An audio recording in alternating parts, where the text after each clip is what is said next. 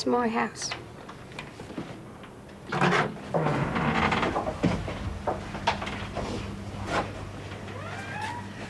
This is my home in Iceland, and make yourself feel like home.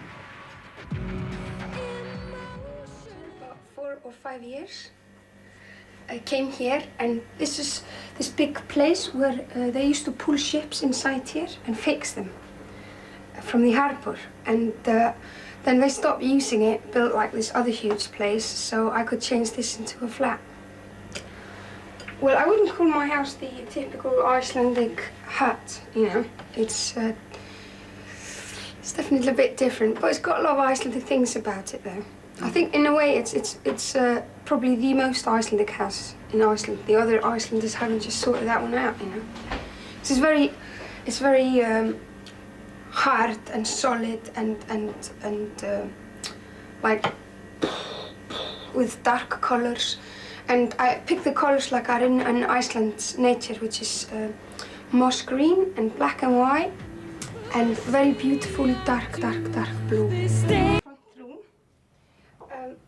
I found some boxes of old tiles that, well, they hadn't been used, and spent some brilliant summery red wine evenings by breaking to pieces and then puzzling back on. It's actually a lot of fun.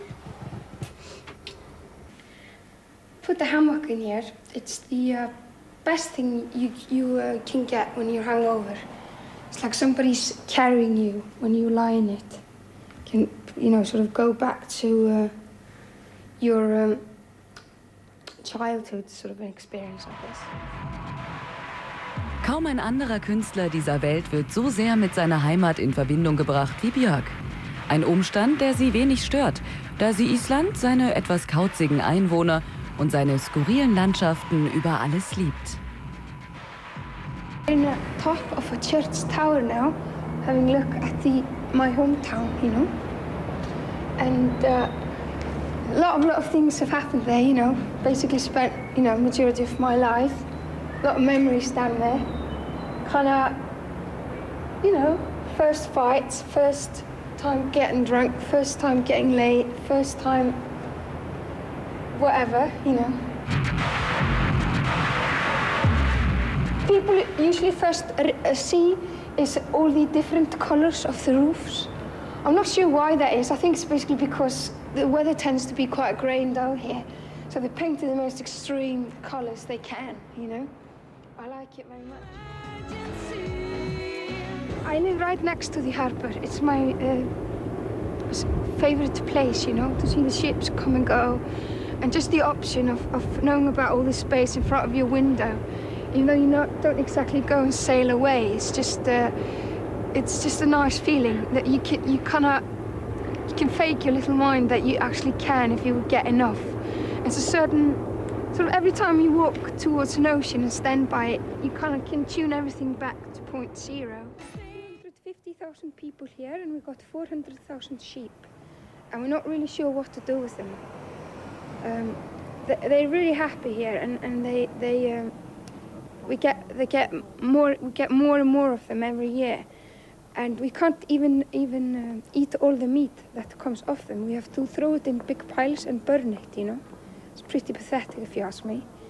And then, you know, of course they got all this wool on them, and you know we wear woolen sweaters traditionally, and them stocking and them socks, which I think are great.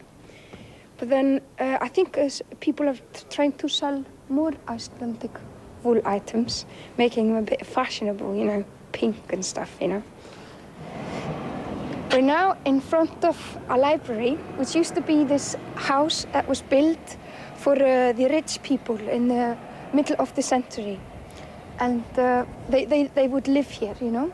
And then it got changed into a library. It's quite a cuddly place. It's got a lot of chairs, and you can hang out there for ages. And you know, it's just a very kind of natural thing for people here to read. Has always been the form of expressing yourself here in Iceland. The first people are supposed to have come here 874, and ever since then that was kind of the only form. So if you want to look at something called Icelandic musical tradition, or Icelandic painting tradition, or Icelandic dance tradition, or sculpture, or basically anything art except literature, it doesn't really exist until this when I was a kid, you know. And it's like even more, I would say, even more common to deal with books and stuff like that here in Iceland than to deal, for example, with rock music or something like that. Countries that have weather like this, you know, you go to a northern Soviet Union, or whatever you call that place now, and Finland and Canada and places like that, northern Canada, they all like to drink really hard, you know, the same strength as the wind that hits your face, you know.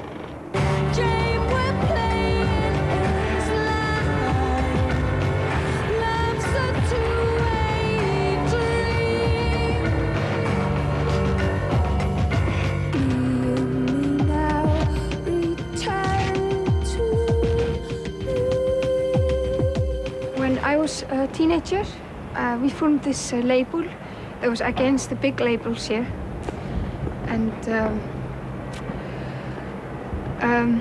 these were the baddies, you know, the money-making Michael Jackson selling guys, you know, and we run this little record shop up the street there. Well, actually just worked there at that point, and we would sell all the interesting spicy jazz records and soundtracks and world music and sort of exciting contemporary sort of modern music and you know, all these sort of underground bands, if you want.